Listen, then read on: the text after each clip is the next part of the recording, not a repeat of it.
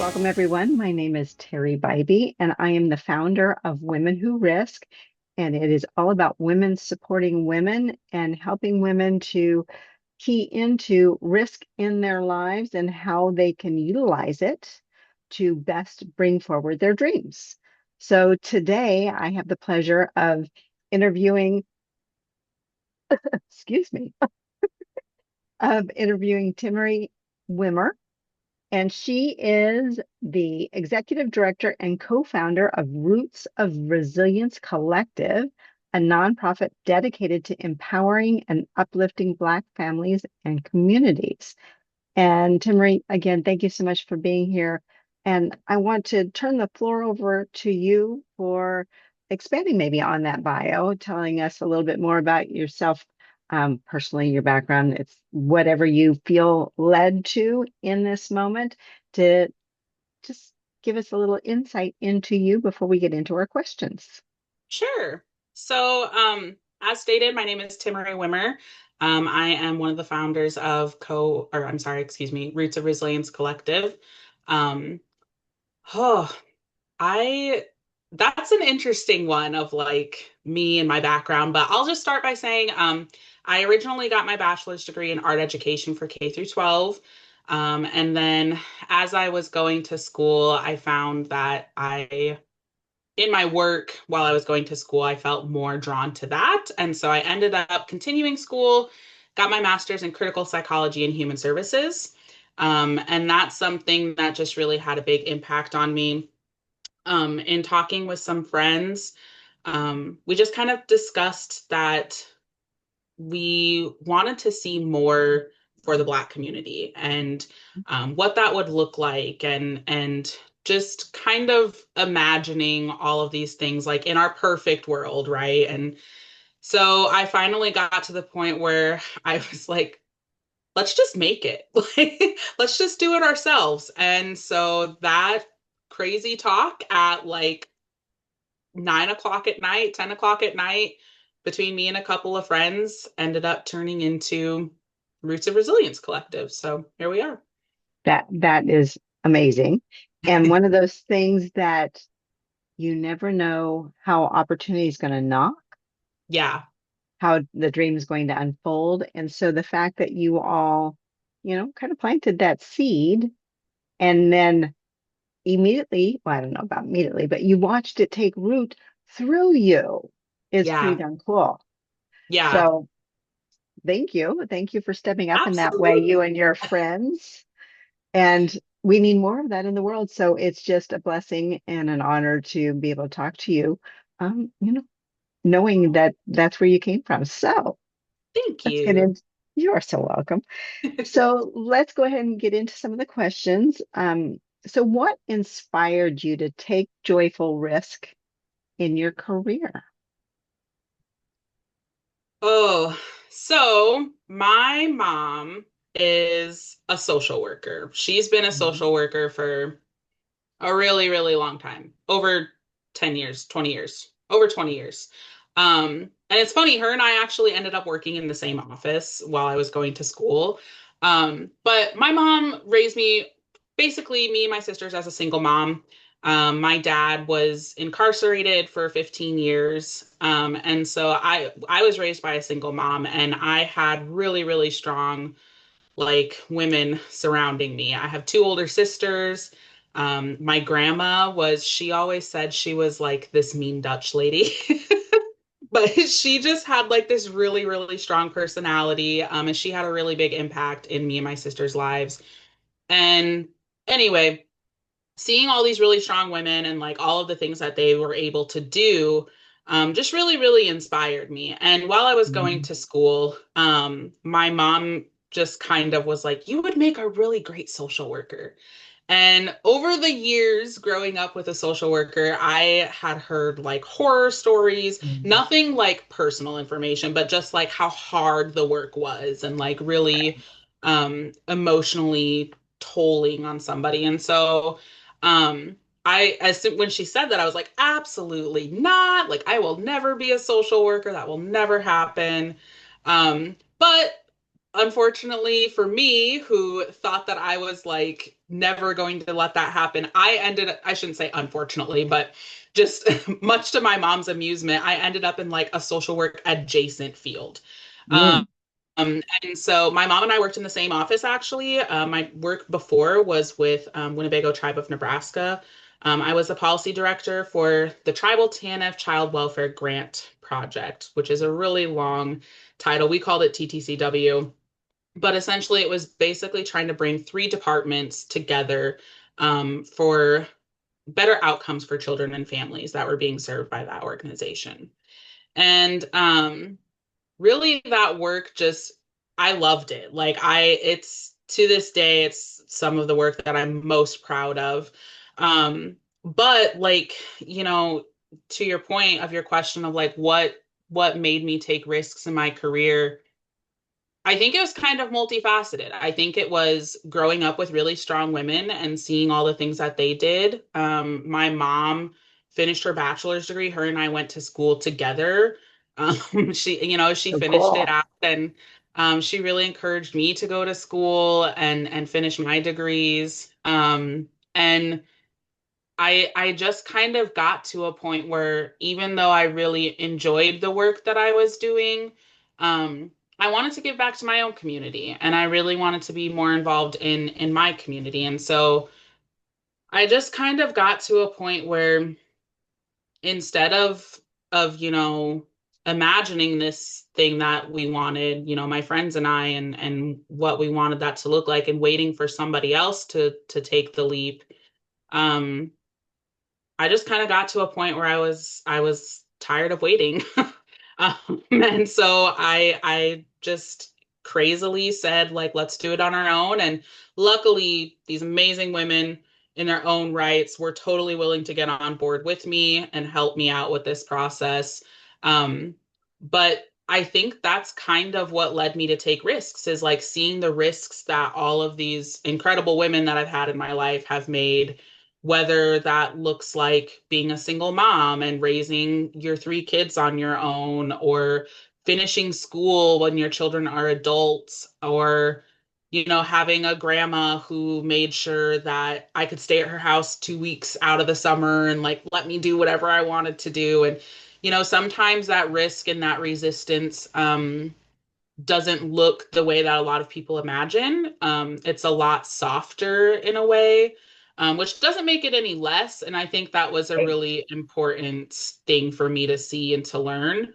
Um, and just knowing that like my lived experience is still experience. I'm very fortunate to have a great education background and a great work background, but I also have some lived experience and some experiences that has happened with my family as well. And so I think that's really kind of what led me to take risks, was just being tired of waiting to see it happen or waiting for somebody who I felt was more qualified to come up with it, and finally just kind of just stepping into that role of my own of being like I could do this, or like we could do this, and why don't we, or why are we waiting for others? And so that's kind of the point we got to.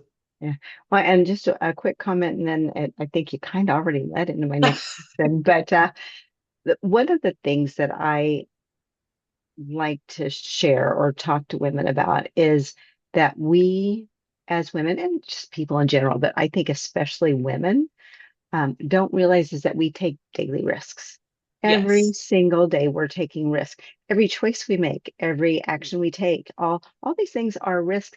And what my focus is to bring the joy to it. And that's yeah, consciousness, bringing consciousness to it. So what you called soft risk is maybe one of the most joyful risks that we can experience, is absolutely. having that kind of support and love and understanding as part of that joyful risk that they experience. So I'm really glad and we've never had the term come up, soft risk. So it's like, oh, I kind of like that too. Oh, So cool.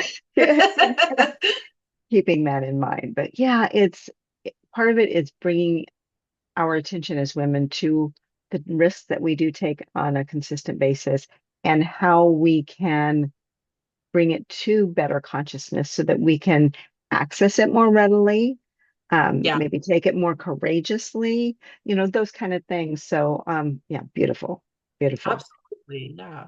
So one of the things that I wanted to hone in on is, you were talking about this risk, and it sounds pretty, I want to say significant. So if we were looking at one of the most significant risks you've taken and the outcomes, can you go ahead and focus with me on that? What would you say was the most significant risk you've taken up to this stage? Oh, the most significant risk. Do you mean like in this work or just like in my life at all?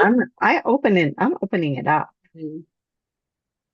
I feel like I've had, this is so weird, but I feel like sometimes I think we try to narrow it down to one, and I think I've had a lot of significant risks in my life. Um, I, for a long time growing up, and there's a lot of factors that play into this, but there was a while where I felt like I wasn't going to get married, or like I wasn't ever, and I think, or wasn't ever going to be with somebody or have a family because of just some of the things that were taking place in my life. And there were some times where I had a lot of depression and was extremely, I had some suicidal stuff, and um I feel like it was a risk for me to like keep going. Like that was a big thing for me, and to like just keep holding on, and like knowing that hopefully, or at least hoping that someday things were going to get better. um, I think it was also a big risk for me, like meeting my husband. And like, he's been a huge, God, he's a ridiculous supporter. Like, that man thinks I can do anything in the world, which is so flattering. But, but like, meeting him and knowing that like it's okay to like be proud of myself, or like believe in myself or certain things. Like, he has helped in that regard a lot. um, So and oh, I'm sorry, go ahead. I was just going to say, so what would you say are the outcomes of these risks that you're talking about right now? Sure. So I think obviously with like, sticking around for me has been huge, because I never thought I would have this life. Like, there was a time where like I was pretty sure I was going to make it to 18, and like that Mm. I would probably not be around anymore. And so like I have this beautiful life of like, I have two beautiful kids, and I have a husband who's very supportive, and that's amazing. But also, like, looking back on the work that I've done to help others has been extremely, like, I don't think I can accurately describe like the pleasure I get from knowing that like I've made a difference in other people's lives. And so like that's really, really awesome to me, knowing like the work that I've done has helped other people, and that I get to like do new things and like have these new endeavors, and like I get to kind of take the reins of my life. I think has been some outcomes of like the risks that I've taken. um and just knowing that like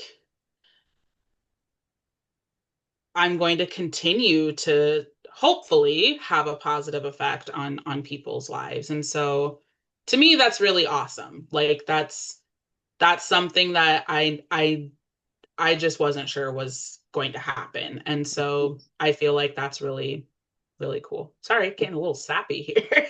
No, it's beautiful. It's beautiful. And so what I'm hearing is through courage and perseverance and having the support, Yeah. unflagging, sounds like unflagging, Yes. unlimited support. And what I'm experiencing with you in this is a depth of self-confidence. Yeah, I would say so. Actually brings emotion up for me with you. So just and and being able to experience, I heard joy in the emotion that you were talking about, that Yeah. being able to take it forward Yeah. and supporting others Absolutely. from this really deep foundational place. Yeah, yeah. You did a way better job of summarizing it than I did. But yes, absolutely. I think, and it's so funny that you said perseverance because I use that word constantly. Like, Mm. anytime anybody, you have those little icebreakers of like, what are important words we should use or whatever. And mine is always perseverance. Um, I just, I feel like I wouldn't have gotten anywhere if I didn't have perseverance. Like, Mm. I think like I've had a lot of people who have poured into me as well, which I'm really fortunate about. But I think that if I had not had that foundation of like just being stubborn as hell and like persevering. And I joke all the time that like I'm kind of a bulldog about certain things. And Mm. so like I think that if I had not had that base of like I'm gonna keep on like no matter what, I don't know that I would have made it quite as far as I have. And I think there is, like you said, a lot of self-confidence that has come because of the folks that have poured into me. Like when I chose to persevere, it was just like out of spite almost like. And so I think other people have really like helped pour those other things into me of like Mm. acceptance and courage and like all of these good things. But I think like it's okay to carry on just to carry on. And I think that's really important. Sometimes that's like the only way. And so I think that's I love that you used that word because I use it all the time. That's just a fun little note of serendipity there. So Absolutely. So I think our listeners would be really interested in your take on how do you overcome those feelings that you were expressing, whether it's self-doubt, whether it's fear, whether it's that deep depression. How do you overcome those fears? so Especially when you're you're gearing up to, and then in turn take the risks. yeah, I think like one, it's important to know that like those are always going to be there. Like I think sometimes I look to people and like in my mind I'm like you're just like unwavering, like you're unshakable and like I wish that I had that. And I've talked to people who are like those people that I admire, who I tell that to, are like, I don't even have that. Like, it's crazy that you say that to me because I don't have it. And so I think like knowing that you're always going to have those feelings is important, but also acknowledging that like it's okay to have those and feel them and Mm. still keep going. I think sometimes like we have this idea in our head of like I don't want to acknowledge that, or like if I have those feelings that means I have to stop, right? Like or like I have really bad imposter syndrome, right? Like sometimes I'm convinced that I have tricked everyone around me into thinking I'm like this wonderful person or like has done these amazing things, right?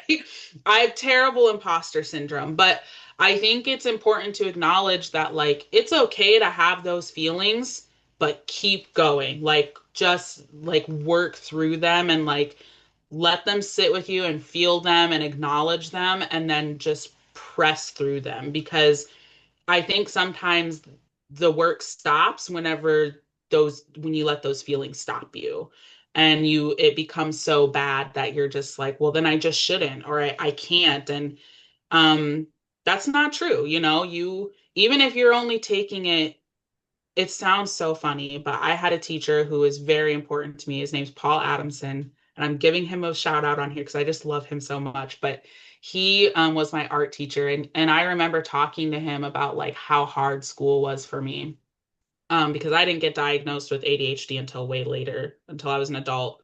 And I remember talking to him about it, and he said like, even if you have to take it a second at a time, like a Mm. minute at a time. Just take it 1 minute at a time. And before you know it, like you'll look back and all this time will have passed.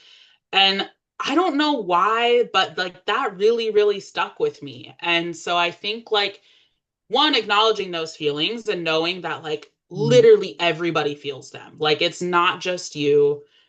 I feel like now that I'm an adult, like I've gotten to the point where I look at other adults and I'm like, we're all just really faking it out here. like we're all just doing our best. But knowing that everybody has those feelings and like persevere, like push through those because those feelings are okay to have and it's normal to have them, but just keep going because the work that you're wanting to do or that you're waiting for somebody else to do may not come if you don't do it. And so I Right. think that's really, really important to acknowledge. I Yeah, hope and that I answered the question. Sorry. absolutely no, it's great. One of the things that just to speak to something you'd said is that in a lot of the work that I do, part of what I talk about is you can't suppress a section of your emotions, right? Yes. So Yes. if we decide I'm not going to be angry or I'm not going to be sad or I'm not, then we're also not going to be happy and we're not going to be, Right. you can't turn down one piece of your emotions. It's emotions. So Yep. it's a power play in a sense, in a really positive way. It's a power play to be able to acknowledge the emotions you have, spend time with them so that you can honor them, not Hmm. wallow. It's when we wallow that we get stuck in the muck. Right. Right. And that just exactly what you were talking about. We get stuck in the muck. It's being able to acknowledge them, work with them in whatever way. There's so many different ways that we can work with what we kind Yeah. of term the shadow side of things, the darker side, right? So Hmm. that we can experience all of the rainbow, the darker, the lighter, and all the colors in between, to be able to have a truly authentic human experience. Yes, absolutely. And so many women, especially, I'm going to say women of my age and younger, but so many women were taught to be the nice girl, Mm. right? And Mhm. so that you had to portray yourself in a certain way, and you well, I mean, even today, where it's like, if we start speaking up, oh, you're just being emotional or Yeah. whatever and I say they, and it's for the most part it's men, but I'm not down on Right. men, but so many times in a meeting, we as women are in some way told to quiet it down or make it Mhm. smaller or whatever. So being our authentic selves, it's doing all of it and it's feeling all of it and it's working with all of it and presenting the vulnerable side of ourselves, which Yeah. is the full spectrum, Yeah. I right? So completely agree. And I think with I'm going to speak for Black women just because I'm a Black woman, mhm. but I think a lot of times women of color, especially Black women, are told like, there's this image of like the strong Black woman, right? Of Mhm. like, you can do it all and don't show any emotion and don't show that you're struggling. And I think that like, you mentioned when you're cutting off pieces of yourself, you're not fully experiencing everything.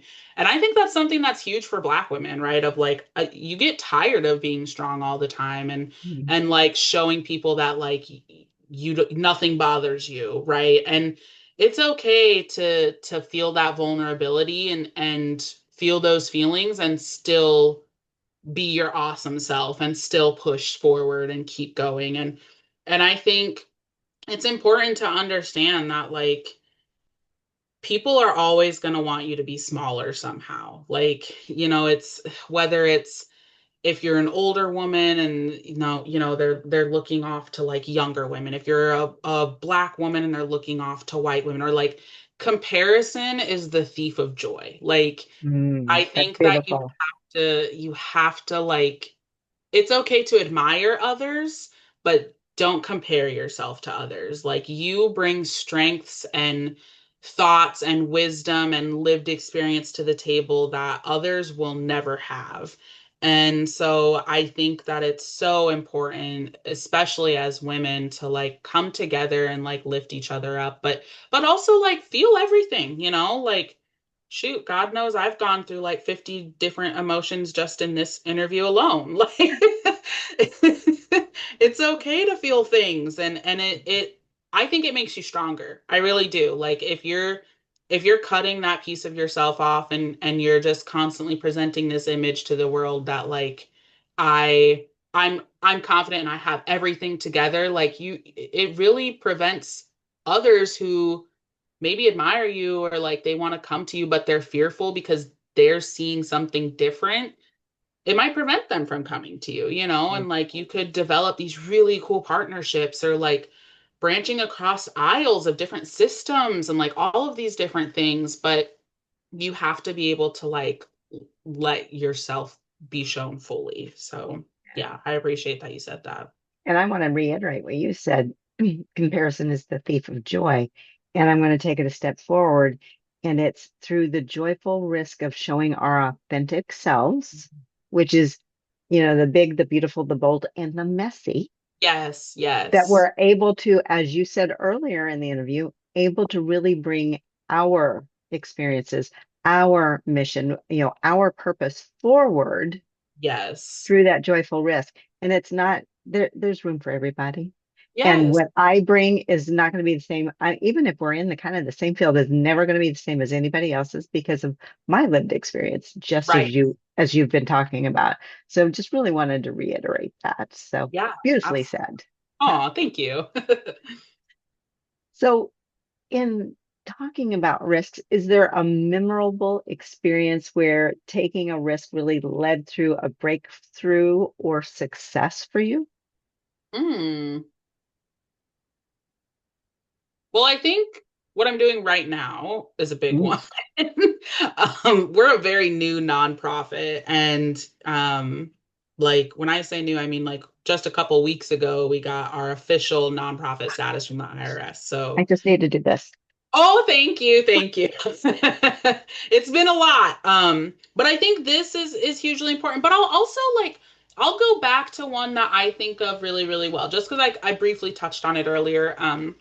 I used to work for the Winnebago Tribe of Nebraska as the TTCW, Tribal TANF Child Welfare Grant Project Director. Um, and before I took that job, um, I was just thinking about it and thinking about it and like, but for some reason, like I just felt like I wasn't qualified. Like, and that imposter syndrome got to me again. I just kept thinking like there's somebody else out there who's more qualified or like I just don't feel like I'm the right fit or whatever the case may be. And I finally got to a point where I think I read a meme or something that said like apply for the job, let them tell you no. and Right, and so right, I was like, huh, okay, well, and it was kind of funny, but it stuck with me. And so I applied for the position and I got it. And um I'm so deeply grateful to the Winnebago Tribe of Nebraska for like everything they taught me and all the work that we all did together. Um, I never would have had that if I, didn't bite the bullet and like and apply for the position and take that risk. Um, and because of that, I ended up getting a lot of really cool opportunities and experience. I finished out my both of my degrees while I was there, and it really led me down the path of like of knowing what I want to do, which is with Roots of Resilience, and like being like if I hadn't have taken that risk in the beginning of even applying for that job, I don't know that I would be in the position today of starting my own nonprofit. yeah, They gave me so like they really just poured into me like as a workplace and like I love them. Like I still have friends and I still talk to them and like I still do work with them and like they really just gave me a lot and if I hadn't have just taken that first step, I don't think I would be where I'm at right now. right. For Beautiful. sure. Yeah, and I think that it's important to just acknowledge that we are our harshest critic. Yes, yeah. And what I've experienced through these interviews that I've been doing is that women have had a tendency of thinking they have to be 125% Mm-hmm. of whatever, whether it's of the task that's being asked, if it's the skills, if it's whatever, where on the kind of the reverse side, men often it's like, I can do that. Yes, and they just absolutely. step forward. So they've been I don't know, indoctrinated. It's not the right word. They've been taught in a different way of, it's really, really not only okay to take risks, it's normal. Yeah. Where with women, we're like, "Oh, I got to build myself up. I got to build myself up. I got to build myself up. Yes. I don't know that I can do it." No, it's just, it's so good to hear of women actually taking the step Yeah. and having the experience of the success and realizing, just like you said, do it. Let them Yeah. say no. Yeah. And how small a percentage is that actually going to be versus what's Right. in our head of where nobody's going to say yes. And that's not what we really experience when we get out there and we give it a try.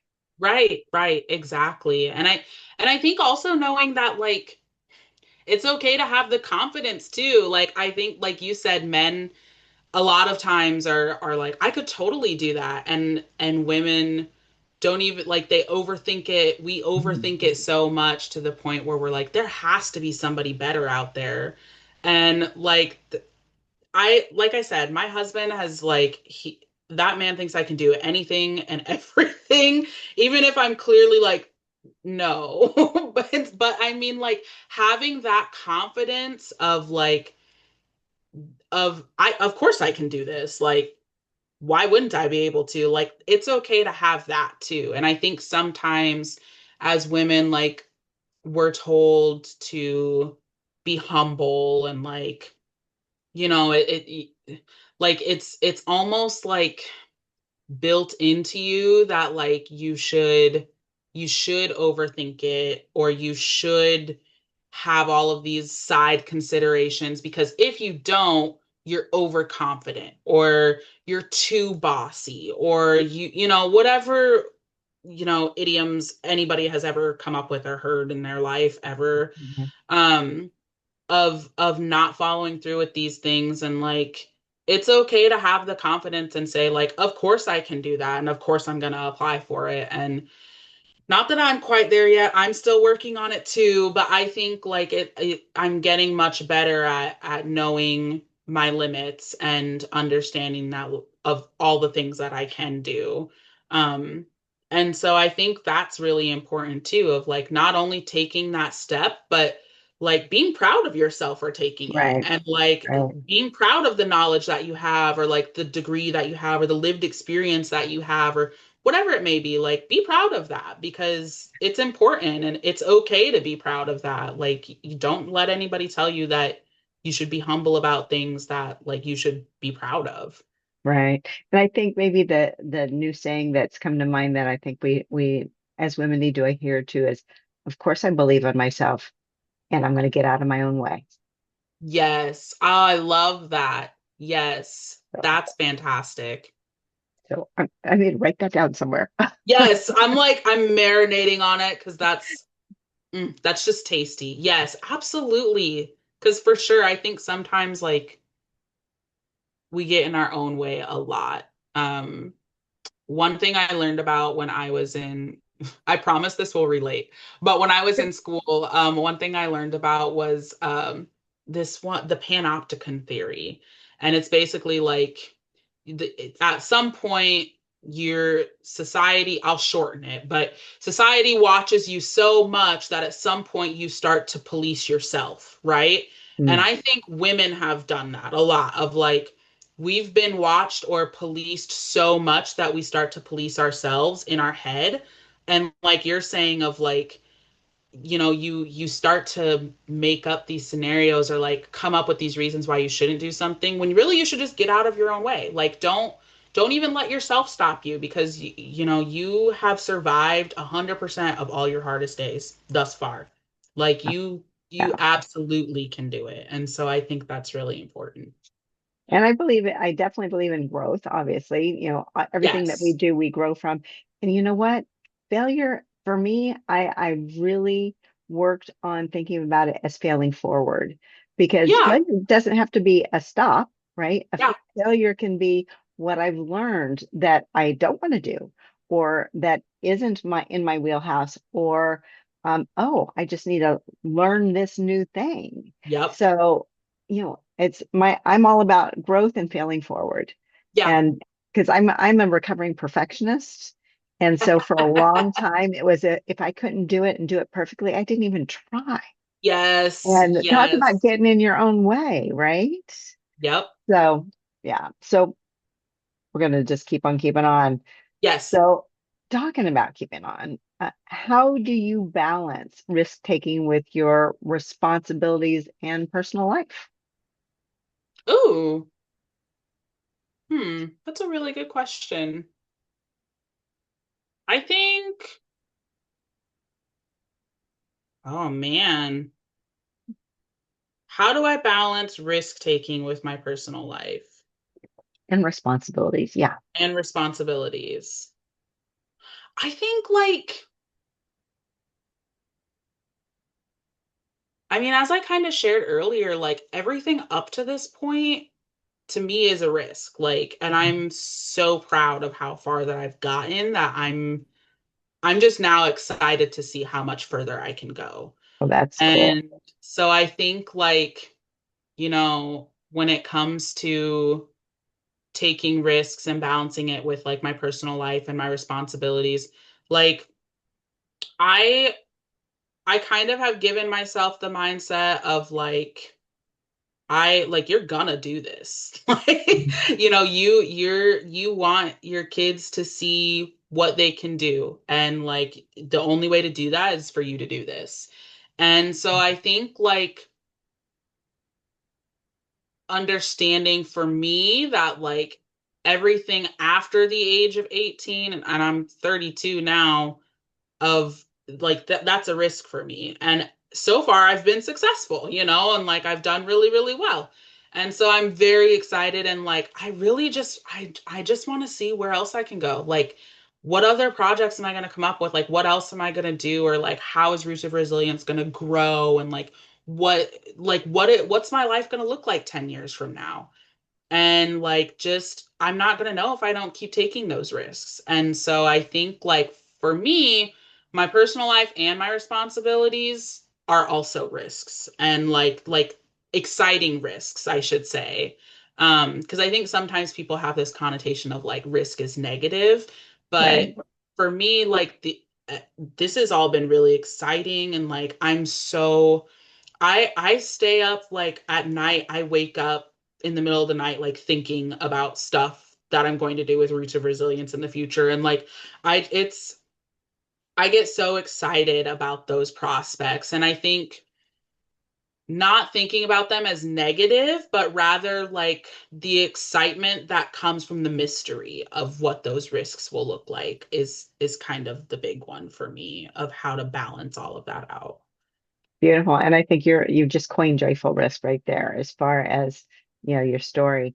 And what a beautiful way for you to show up as a role model for women in being able to take joyful risk in life, personal and professional. So fabulous. Aw, thank you. So, what do you think the women of the world need to hear right now about taking risks? Ooh, take them. Like nobody else is gonna do it. Like I think that sometimes there's this mindset of like as we've been talking about, like somebody else is gonna do it, or like there's somebody else better. There's not. Like, why can't you? You can totally and you should.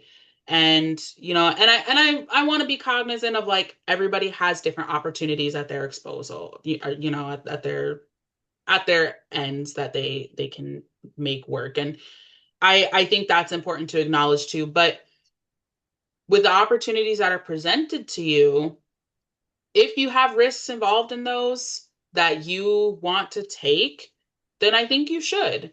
And the other thing is like I think it's okay if it messes up, or if it doesn't go the way that Right. you picture. I think sometimes people have this like these blinders on of like, this is the way it has to go. And when it doesn't go that way, they're like, well, everything has failed and everything sucks. And like, I'm never going to make this work. But I think as long as you have in your head that like, this is a risk I want to take. it may not look exactly the way that I'm thinking, but I'm going to do it anyways and like continue with those steps and like adjust along the way. I think as long as you're prepared for that, I think you'll be a lot happier. I think when you have that rigidity of like, this is how it has to go, and otherwise it's a failure, that's where the problems kind of rise up. And I think sometimes you said you're a recovering perfectionist. I'm not quite recovering yet. I'm still a little bit of a perfectionist. But I think like if you get rid of that perfectionist mindset of like it has to go this way or like, whatever the Hmm. case may be, I think that you'll find yourself a lot happier when you're not trying to control the whole entire process and just kind of go with the flow as much as you can. Um, and I Right. think for those who are, maybe they don't have quite the same opportunities or they're struggling with getting the idea out or reach out to other people. Like you might, even if you're like scared or nervous, which I know is way easier said than done, but I would not have gotten to this point without reaching out to my friends and without talking Mhm. to my friends and saying like this is the idea I have. It's probably insane. Do you guys want to help me anyways? And they're good friends. Like they would have told me like Timmery, no, absolutely not. Or they would have, but they like jumped at the opportunity. And so obviously like I wasn't as crazy as I was thinking I was because other Right. people also felt it was a strong idea. And so like reach out to other people, like talk to other people and talk to people who are going to like pour into you and help you through that process Yeah. because as much as we want to take risks and all these things, like it is scary. It can be nerve-wracking, and I'm not at all saying that it's not. I'm scared every day that I'm doing this, but um talking with others and reaching out I think also helps and like pour into yourself, find others who are willing to pour into you. Like if you want community, you have to be community. Right. Right. I think that one of the things that you said, having to do with um, opportunities, sometimes that's a shift in perspective. And Mm, that, and once, from my perspective of the work I do, once we tap into the joyful risk, mm, so it's not all about the fear, I think that opens us to more opportunities. And especially when we're talking about what you've just added, community and support, yeah. it's speaking the risk to the right people, to the ears that can hear. Yep. And I don't mean the yes men or yes Yeah. women for that, Yeah. but the ones that aren't immediately, as we were saying earlier, trying to make you smaller, trying to make you quieter, trying to. Hmm. So it's opening ourselves to the opportunities and the support and coming from it from a different perspective, going back to, at the very least, I'm going to believe in myself Yes. and get out of my own way, right? And Yes. so, and all the things that we want and need to come forward with that then can be seen by us, right? Because how Yep. many times have we, you know, maybe had an opportunity just kind of swish by because we didn't see it and somebody else grabs it, Yep. Yep. right? Absolutely. So with kind of that in mind, how do you see joyful risk taking evolving for women in leadership in the future? Hmm. I think like when you make it joyful and like you make it like you're excited about the risks you can take and what that future is going to look like, I think it's so hard for others to tamp down on joy. Like Mhm. really truly it is. Like I don't know how many of the listeners are like parents, but I'm sure everybody has at least like a niece or a nephew or a grandchild or something, a friend's kid that you're maybe an auntie or a godmom to. Um, when a kid gets really excited about something, like seriously joyful, it's Mhm. so hard to just like crap all over their parade, And I think like when you're seriously joyful and passionate and just like excited about the risk and like the mystery and like what this path is going to take or how it might change or whatever that looks like it's so hard for people to tamp down on that. And it's a lot harder like it draws people in, like it draws other Mhm. people to you as well and helps branch out your community, which also makes it harder for people to tamp down on. And so when you're like joyful and excited about the risks that you're taking, you're attracting other people to you with that inner light and sunshine, and you're Mhm. broadening the community and you're sharing that excitement. And it's already difficult to stomp down on when it's just one person, but when you expand it, it's even harder. And then that's when movement happens. You know, you get people who want to be invested, and these things that you're excited about start to take on a life of their own. And I think that that can open up a lot of doors for women in leadership, because I think when you're broadening that community and like expanding that growth and that excitement, you're opening so many doors and like you're creating this new community. And it's I can't say where it will go, but like, I mean, come on. It's got to be cool, you know? Like, I think that's really, really awesome to think about. And I think that people should be excited about that, of like, maybe we don't have all the power on our own, but like if you're genuinely excited and happy about something and you like tell other people and they like maybe they're just captivated by your happiness and how excited you are about it and they're like, "Well, hey man, like if you're this excited about it, let me help you out." I think there's a joy in like that help as well. And so like it's just grows and it takes you to new heights, really. It does. You just gave me joyful chill bumps, and I'm talking Oh. literally.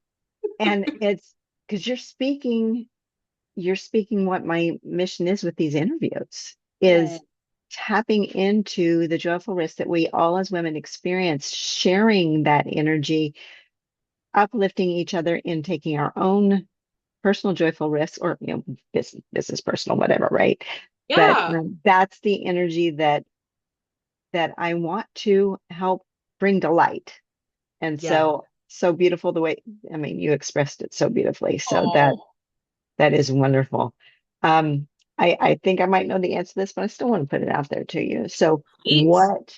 what vision is pulling you forward as far as your next joyful risk? So for me right now, it's all about roots of resilience. I'm so like, ugh, this is my baby. Like, I'm so ecstatic about it. Um, I'm, I just, I feel just like warm and fuzzy inside about it. And it's scary at the same time. Like, don't get me wrong. There's times where I'm up and I'm like, oh man, what if I can't make this work? Or like, what if I don't find the right funders or, whatever might come up. But when me and my friends talk about this and like how excited we get about it and how happy I am doing all of this. Even the stuff that is like annoying is fun for me.